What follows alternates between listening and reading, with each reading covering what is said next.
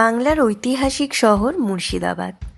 এই নামটার সাথে পরিচিত নন এমন লোক হয়তো খুব কমই আছে বাংলাতে, তাই আর নতুন করে ইন্ট্রোডাকশন দেওয়ার হয়তো প্রয়োজন হবে না। হ্যালো এভরিওয়ান, আমি তানিয়া, আর আপনাদের সবাইকে আমার channel I am on a ট্রিপের অন্য আর একটা ব্লগে ওয়েলকাম। আজ ডেট হলো 24শে জানুয়ারি, আর ঘড়িতে এখন ভোর 5:30, আর আমরা রওনা দিয়ে দিই কলকাতা স্টেশনের উদ্দেশ্যে। কলকাতা স্টেশন থেকে সকাল 6:50 কলকাতা হাজারদুয়ারি এক্সপ্রেস। আমার আজকের এই ট্রিপে আমি আর আমার হাজব্যান্ড ছাড়াও আমাদের সাথে ছিলেন আমার হাজব্যান্ডের 2জন অফিস কলিগ এবং তাদের ফ্যামিলি। প্রায় 3.5 ঘন্টা পর আমরা মুর্শিদাবাদ স্টেশন পৌঁছাই। আমাদের হোটেল ছিল হোটেল প্যালেস ভিউ, যেখান থেকে আমাদের পিক অ্যান্ড ড্রপ ছিল, তো সেই মতো গাড়ি আমাদের পিক করতে চলে আসে, আর আমরা মজা করতে করতে রওনা দিয়ে দিলাম হোটেলের উদ্দেশ্যে। বেশিক্ষণ না, স্টেশন থেকে মাত্র 3-4 মিনিটের রাস্তা ছিল, অ্যান্ড ফাইনালি আমরা পৌঁছে যাই আমাদের হোটেল প্যালেস ভিউ। এটা ছিল আউটার লুক। আমি ডেসক্রিপশানে সমস্ত ডিটেলস দিয়ে দেব। আমাদের হোটেলটা থেকে হাজারদুয়ারি প্যালেসটা ছিল জাস্ট 5 মিনিটের হাঁটা পথ। এই যে ছিল ভিতরে করিডর, এই দিকটা হচ্ছে লবি এরিয়া, লবির লাগোয়াই লিফট ছিল একদম, আর এই যে করিডরের দুধারে রুমস। আমরা 3টে ফ্যামিলি ছিলাম, তো সেই জন্য রুমও 3টে নেওয়া হয়। আর রুম নিয়ে বিশেষ কিছু বলার নেই, খুব বড়, স্পেশিয়াস এবং ওয়েল ডেকর ছিল প্রত্যেকটা রুম। আর এটা ছিল আমাদের রুম। রুমে ঢুকেই জাস্ট ডান সাইডেই ছিল এরকম একটা ডাবল বেড। বেডের ঠিক লাগোয়া ছিল এই বড় কাবারটা, আর বেডের ঠিক অপোজিটে ছিল এই সাইড টেবিলটা, আর এখানে ইলেকট্রিক কেটল, টি, কফি সবই ছিল। এই পাশটা টিভি, আর প্রতিটা রুমেই এই বড় সাইজের একটা করে উইন্ডো ছিল। এটা ছিল ওয়াশরুম নিয়েও কিছু বলার নেই, বেশ বড়, স্পেশিয়াস এবং নিট অ্যান্ড ক্লিন। আর এটা ছিল ডাইনিং এরিয়া। যেহেতু বেলা ভালোই হয়েছিল, তো আমরা লাঞ্চ সেরেই একেবারে সাইট সিনে বেরিয়ে পড়ি। আর প্রথমেই আমরা যেখানে আসলাম সেটা হলো তোপেখানার এই জাহানকোষা কামানটা দেখতে। প্রায় 17 ফিট 6 ইঞ্চি লম্বা এই কামানটা 8 রকমের ধাতু দিয়ে এটাকে তৈরি করা হয়েছিল।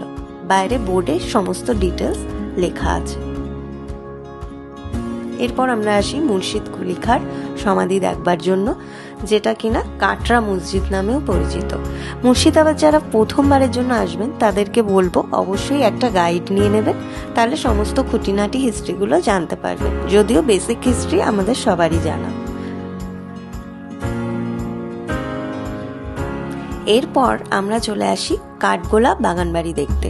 এই যে বাগানবাড়ির গেট, ভেতরের এই সাইডে এখানে একটা স্টেপওয়েল আছে, আর ভেতরে ছোট্ট একটা পাখিরালয় আছে, যেখানে বেশ সুন্দর সুন্দর কিছু কালারফুল বার্ডস ছিল, আর কিছু মাছও ছিল। আর এই যে বাগানবাড়ি, এর ভেতরটা কিন্তু এখন মিউজিয়াম, আর রয়েছে দেখার প্রচুর জিনিস, তবে ক্যামেরা একদমই অ্যালাউড না। এই রাজবাড়িতে কিন্তু এক যে ছিল রাজা থেকে শুরু করে অনেক বাংলা সিনেমার শুটিং হয়েছে। আর এই যে বাগানবাড়ির ঠিক পেছনেই ছিল গোলাপ বাগান। এরপর আমরা আসি জগৎ শেঠের বাড়ি দেখতে। জগৎ শেঠের বাড়িটাও কিন্তু এখন বিশাল বড় একটা মিউজিয়াম। ভেতরে প্রচুর জিনিস আছে, মিউজিক্যাল ইনস্ট্রুমেন্ট, ঝাড়বাতি, তখনকার দিনের ব্যবহৃত কিছু বাসনপত্র, ঢাকাই মুসলিম শাড়ি, অনেক জিনিস দেখার আছে। ইভিনিংয়ে আমরা চলে আসি মতিঝিল পার্কে। মতিঝিল পার্কটা আমাকে কিছুটা কলকাতার ইকো পার্কের কথা মনে করাচ্ছিল। বাচ্চাদের জন্য প্রচুর রাইড অপশন ছিল, তো বাচ্চা থাকলে সাথে বোর হওয়ার কোনো চান্স নেই। আমরা সবাই মিলে টয় ট্রেনের এই জয় রাইডটা এনজয় করলাম, এবং সেদিনকার মতো হোটেল ফিরে আসলাম।